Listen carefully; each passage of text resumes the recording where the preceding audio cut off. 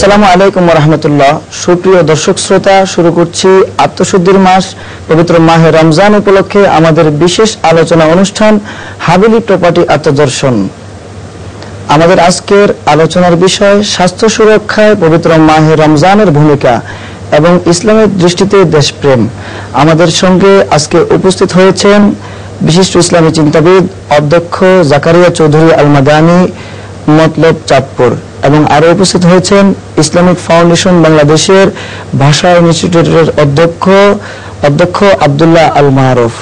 তো আমি আলোচনা চলে যাচ্ছি, আপনাদের কাছে প্রথমে জানতে চাচ্ছি ডক্টর আব্দুল্লাহ আল মারুফ, আপনি বলুন যে স্বাস্থ্য সুরক্ষায় মাহে রমজানের ভূমিকা, এই বিষয়ে আপনি একটু আলোকপাত করুন।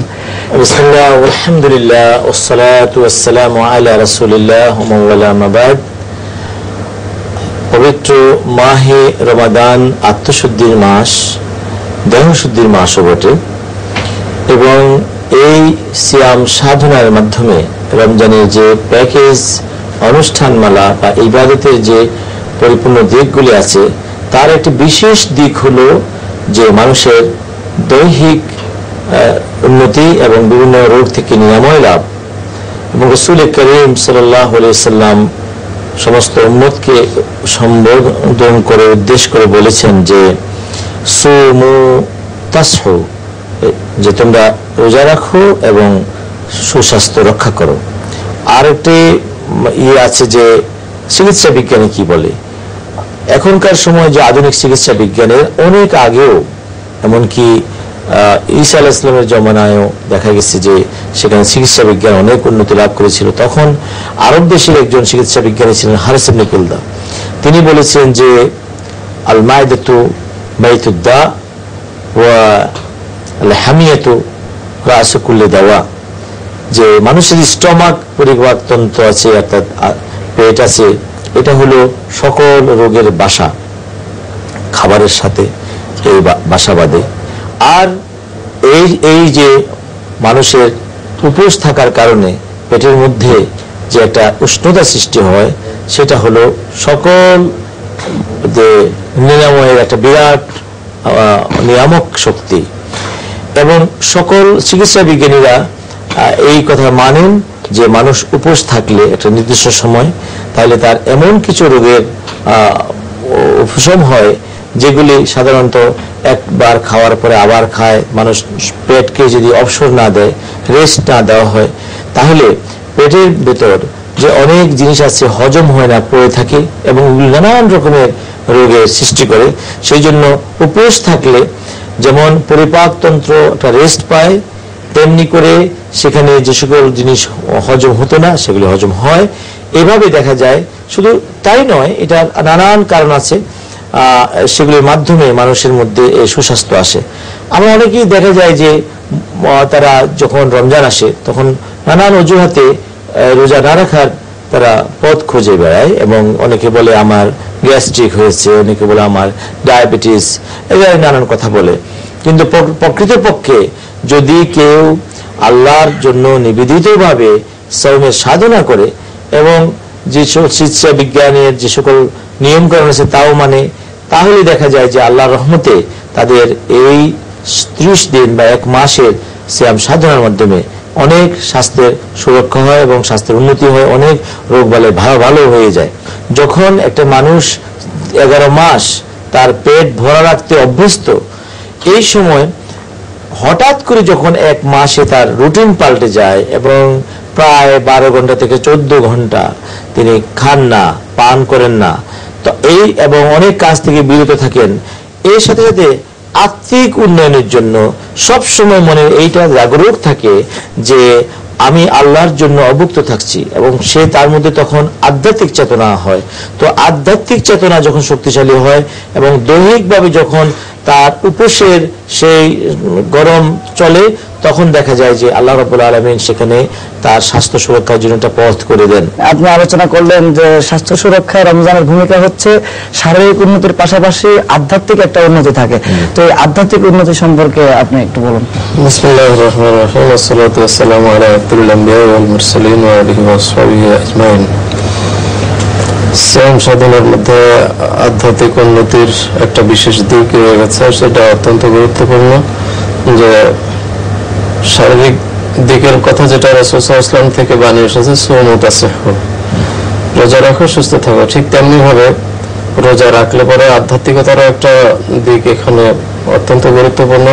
সেটা হলো যে মানুষ যখন রোজা রাখে, রোজা সত্যিকার অর্থে আল্লাহর উদ্দেশ্যেই রাখা হবে। আর আল্লাহর উদ্দেশ্যে যখন রাখা হবে তখন যেভাবে খাসুল খুসুস লোকদের রোজা, যেমন হাতের রোজা, পায়ের রোজা, নাকের রোজা, কানের রোজা, চোখের রোজা, এই বিভিন্ন ভাবে রোজার প্রত্যেকটা অঙ্গ প্রত্যঙ্গের রোজা আছে, যেগুলো আধ্যাত্মিকতার মধ্যেই তাসাউফ বিজ্ঞান শিক্ষা দিয়ে থাকেন। এভাবে খাসুল খুসুসদের রোজা, তো ওইভাবে রোজা যদি হয় তখন সেটা আধ্যাত্মিকতারও দিক তার মধ্যে ফুটে ওঠে এবং প্রতিফল তার মধ্যে পাওয়া যায়। জি, তো আমরা যেভাবে আমরা আত্মশুদ্ধির কথাটা বুঝলাম, যে আত্মার উন্নতি আমাদের যেভাবে হবে, আত্মার উন্নতির পাশাপাশি আমাদের দুনিয়ার কল্যাণটাও আমরা পাবো, আখিরাতের কল্যাণও আমরা পাবো। তো আমরা এই পর্যায়ে ছোট্ট একটা বিরতি নেব, বিরতির পরে আবার আসবো ইনশাআল্লাহ। সুপ্রিয় দর্শক শ্রোতা, আমরা ছোট্ট একটি বিরতি নিচ্ছি, ফিরে আসা পর্যন্ত আমাদের সঙ্গে থাকুন।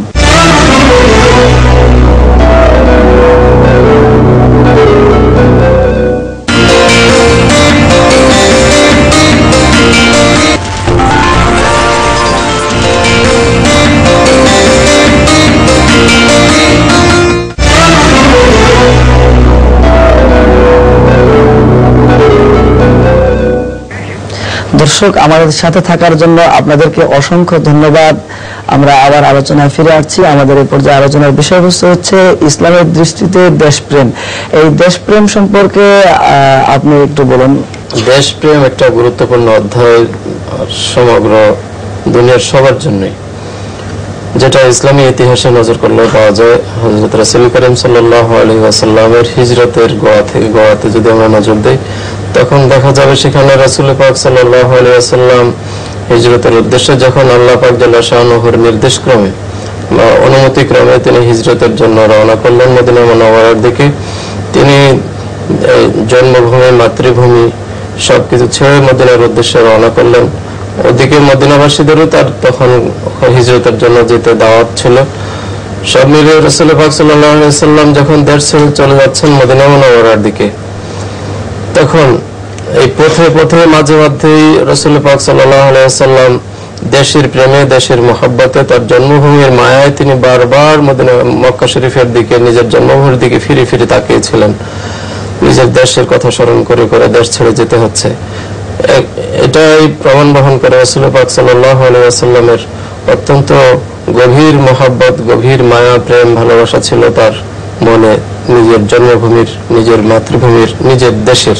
সেটাই একটা জোরালো দলিল যে এখানে আমি আরেকটি কথা যোগ করি যে যখন তিনি মক্কা শরীফ থেকে মদিনা হিজরত করতে বেরিয়ে পড়ছেন, তখন তিনি বললেন, হে মক্কা, তুমি আমার কতই না প্রিয়, যদি আমার স্বদেশের লোকেরা অন্যায়ভাবে আমাকে দূরে ঠেলে না দিত, তাহলে আমি তোমাকে কখনো ছেড়ে যেতাম না।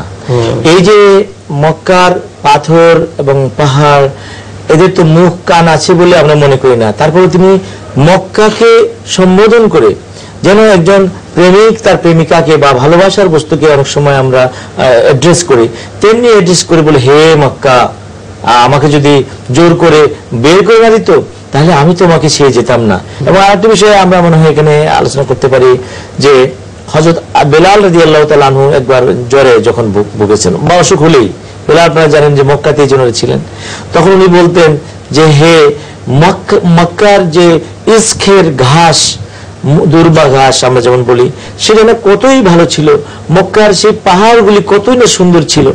তেমনি হযরত আয়েশা রাদিয়াল্লাহু তাআলা আনহা যখন জ্বর আসতো, জ্বরের মধ্যে মানুষ বিকারগ্রস্ত কথা বলে না যে প্রিয়জনকে স্মরণ করে জ্বরের ঘুরে, তেমন আয়েশা রাদিয়াল্লাহু তাআলা বলতেন যে হায়রে মক্কার আকাশ কতটা নিকটে ছিল, মদিনার আকাশ অনেক দূরে মনে হয়, এবং মক্কার চাঁদনি রাত কত প্রিয় ছিল। এভাবে আমরা সাহাবায়ে কেরামের মধ্যে থেকে অনেক রকম রেফারেন্স পাই, যা সামগ্রিকভাবে আমরা মনে করি যে যে দেশে প্রেম একটা মানুষের যেমন মানবিক একটা নর্মাল একটা অ্যাটিটিউড থাকে মানুষের, তেমনি এটি কিন্তু শরীয়তেরও একটা সাহাত বা শরীয়তের সাথে এটা একটা কমপ্লাই করে বা শরীরের সাথে সঙ্গতিশীল, যে রাসূল হয়ে তিনি এই কথা বলেছেন, সাহাবী হয়ে এই কথা বলেছেন। তাহলে আমরা যারা মুসলমান, আমরা তাদের যে ফলোয়ার, আমরা মনে করি আমরা যে দেশে বাস করছি, যে দেশে আমার অবস্থান, সেই দেশকে ভালোবাসা এটা ঈমানেরই একটা উদ্ভব বা ঈমানেরই একটা বিকাশ, অনেকে ঈমানের অঙ্গ বলে থাকেন। জি, বলে থাকেন। এখন আমি একটু কথা বলি আর কি। ডক্টর মারুফ সাহেব আমাকে আসলে এই হাদিসের কথাটা স্মরণ করে দিলেন আর কি, অত্যন্ত চমৎকার হয়েছে। রাসূল সাল্লাল্লাহু আলাইহি ওয়াসাল্লাম এই প্রসঙ্গে ইরশাদ করেছিলেন আর কি, ইয়া মাক্কাতা লাউলা আখরাজুনি কওমিকে লামা তারাকতুকি, হে মক্কা তোমার কওমের লোকেরা, কুফার যারা ছিল তোমার কওমের লোকেরা যদি আমাকে বের করে না দিত তাহলে আমি অবশ্যই তোমাকে ছেড়ে যেতাম না। এত বেশি মায়া করতেন। তো মায়ার বিষয়টা আসলে তো এটা মনের বিষয়, আর মনটা ইমানটা তো মনেরই বিষয়। সুতরাং যেটা সারা দুনিয়া প্রসিদ্ধতা লাভ করেছে, যে কথাটুকু প্রবাদ আকারে হলেও হব্বুল ওয়াতানিল মিনাল ঈমান, এটা বাস্তব সত্য কথা যে দেশপ্রেমটা ঈমানেরই অঙ্গ। আর ঈমানের অঙ্গ দেশপ্রেম হিসেবে আবার আমাদের কর্তব্য অনেক কিছু রয়েছে, এটা একটা জরুরি বিষয়। আমি মনে করি যে আমরা যখনই দেশপ্রেমের কথা বলি, তখন আপনার কথা আমার খুবই ভালো লেগেছে যে প্রেমের সাথে এটা দায়িত্বশীলতার ব্যাপার রয়েছে। এবং আমাদের দেশে অনেকেই আমরা বলি আমরা দেশপ্রেম আমাদের আছে, কিন্তু আমাদের দেখা মেধাবী লোকেরা বিদেশে চলে যায়, কিছু টাকা পয়সার জন্য যায় আর ফিরে আসে না। অথচ পবিত্র কোরআনের মধ্যে আছে ফালাউলা নাফারা মিন কুল্লি ফিরকাতিন মিনহুম তাইফাতুন লিয়াতাফাক্কাহু ফিদ-দীন ওয়া লিউনজিরু কওমাহুম ইযা রাজাউ ইলাইহিম, যে তারা মানে জ্ঞান অর্জন করবে আবার ফিরে আসবে তার কওমের কাছে। তার কওম মানে হলো তার স্বদেশ। তার অথচ আমাদের দেশে বড় ডাক্তার তিনি বিদেশে থেকে যান, বড় ইঞ্জিনিয়ার ওখানে থেকে যান, বড় শিক্ষাবিদ থেকে যান, বড় টেকনিশিয়ান বিদেশে থেকে যান। তো আমাদের যেন আমরা অন্য দেশের জন্য বেঁচে পড়তে আছি। তো এটা কিন্তু দেশপ্রেম না। দেশপ্রেম যদি হয় তাহলে আমাদের এই যে দুঃখ মুসিবতগুলি আছে, যানজট আছে, এটা দেখে আমরা পালিয়ে গেলে এটা কোন দেশপ্রেম হলো না। এখানে থেকে এই দেশকে আরো কিভাবে সুন্দর করে সমস্যাটাকে দূরীভূত করতে আমরা আপনাদের উভয়ের এই আলোচনা থেকে যা বুঝতে পারলাম যে দেশপ্রেমটা এমন ভাবে হতে হবে যেটা অন্যকে ঠকিয়ে নয়, নিজের স্বার্থটা দেখে নয়, নিজের স্বার্থের ঊর্ধ্বে গিয়ে পরোপকারে আগ্রহী হয়ে দেশপ্রেমটাকে স্থান দিতে হবে নিজের মনের মধ্যে। প্লাস পাশাপাশি আরেকটা জিনিস জানতে পারলাম যে রাসূল পাক সাল্লাল্লাহু আলাইহি ওয়াসাল্লাম যেহেতু তার জন্মভূমিকে ভালোবাসতেন, সেহেতু রাসূল পাক সাল্লাল্লাহু আলাইহি ওয়াসাল্লাম আরো একটা জিনিস আপনাদের আলোচনা থেকে স্পষ্ট হচ্ছে যে রাসূল পাক সাল্লাল্লাহু আলাইহি ওয়াসাল্লাম মক্কা থেকে মদিনা যাওয়ার সময় মক্কার সঙ্গে কথা বলেছেন, অর্থাৎ মক্কার পাথরের সঙ্গে কথা বলেছেন। তার মানে হচ্ছে যে রাসূল পাক সাল্লাল্লাহু আলাইহি ওয়াসাল্লাম তাহলে পাথরের মনের ভাষাটাও বুঝতেন এবং সাহাবায়ে কেরাম পাথরের সঙ্গে কথা বলতে পারতেন, পাথরের সঙ্গে কথা বলতে পারতেন এবং তাদের মনের ভাষা বুঝতেন। তো আমরা আবারও ছোট্ট একটা বিরতি নিতে হচ্ছে, আমরা আপনাদের সাথে আবারও থাকছি, এরপরে আমাদের কিছু প্রশ্ন আছে সেগুলোর অ্যান্সার দেব। সুপ্রিয় দর্শক, আমরা আবারও ছোট্ট একটি বিরতি নিচ্ছি, ফিরে আসা পর্যন্ত আমাদের সঙ্গে থাকুন।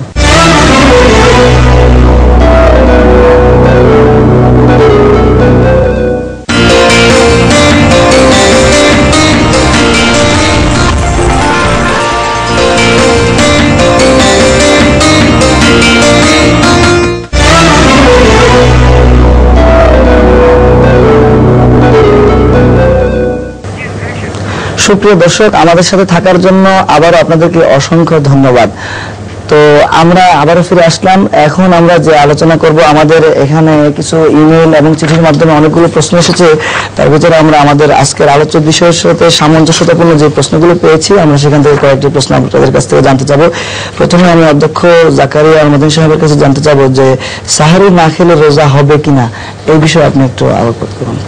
সাহরি না খেলেও রোজা হবে অবশ্যই, তবে সাহরি খাওয়া রাসূল পাক সাল্লাল্লাহু আলাইহি ওয়াসাল্লামের ঘোষণা দেওয়া হাদিস শরীফে এসেছে, রাসূল সাল্লাল্লাহু আলাইহি ওয়াসাল্লাম সুন্নাত করার দিয়েছেন, সাহরি খাওয়া সুন্নাত।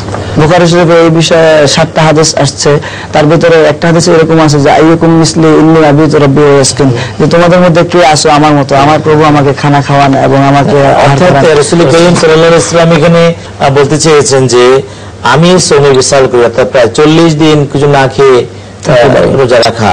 এটা সাধারণ মানুষের পক্ষে সম্ভব না এবং কেউ করতে পারেনি। জি, তো আমি আপনার কাছে আরেকটা প্রশ্ন জানতে চাবো। আমার এক ভাই পটুয়াখালী থেকে প্রশ্ন করেছেন, ওনার নাম হচ্ছে মোহাম্মদ খায়রুল ইসলাম।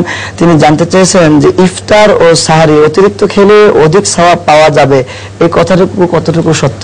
এই কথাটুকু আসলে এসেছে আমাদের অনেক সময়, অনেক হুজুর ওয়াজ করার সময় বলেন যে রমজানে যা খান এটার কোনো হিসাব নাই, অর্থাৎ ইফতার একবার করলে 70 গুণ, এই জন্য বেশি খাইলে আরো বেশি পাওয়া যাবে নাকি? মনে করে যে ইফতার যত বেশি খাবে সব বেশি হবে, আসলে তা নয়। কিন্তু ইফতার হলো রোজাটাকে ভাঙা, এবং সারাদিন অভুক্ত থাকার পরে পেটের যে কন্ডিশন থাকে সেই জন্য প্রথমে রাসূলুল্লাহ সাল্লাল্লাহু আলাইহি ওয়াসাল্লাম বলেছে যে অনেক কিছু আইটেম থাকবে, তার মধ্যে খেজুরটাকে খাবে, কারণ উনি শরবত তো বলতে পারতেন। খেজুর বা শসা এগুলি খাওয়ার কারণ হলো যে স্টমাকটা খুব থাকে, সেই জন্য এগুলি তখন সেখানে গেলে নতুন করে হঠাৎ মানে রক্তের মধ্যে সঞ্চালিত হয়, ভালো হয়। কিন্তু আমাদের দেশে দেখেন এইসব কেউ চিন্তা করে না, সব কিছু মিলিয়ে অনেক অনেক খেতে খেতে সে একবারে অসাড় হয়ে পড়ে। এরপরে নামাজটুকু পড়তে কষ্ট হয়, তারাবিতে যেতে পারে না, বলে আজকে আমার শরীর ভালো না। এরপরে উনি খাওয়ার সময় আরো বেশি খান, যে সারির সময় মনে করেন যে আমার সারাদিনের জন্য আমার ফুয়েল বেশি করে এখানে স্টক করতে হবে।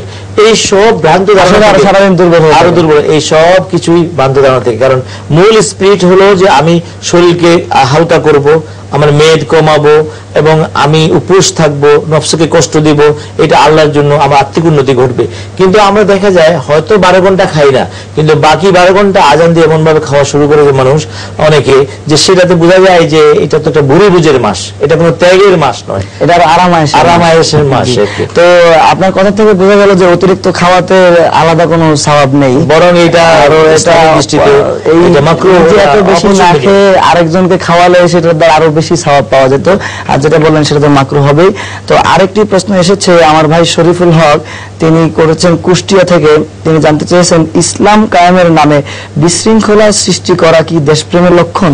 যে এটি তো একদম প্রাসঙ্গিক একটি কথা বলেছেন, যে আজকে আমাদের অনেকেই মনে যে বলে যে বোমা মেরে মনে করে যে আল্লাহর দ্বীন কায়েম করে ফেলেছেন।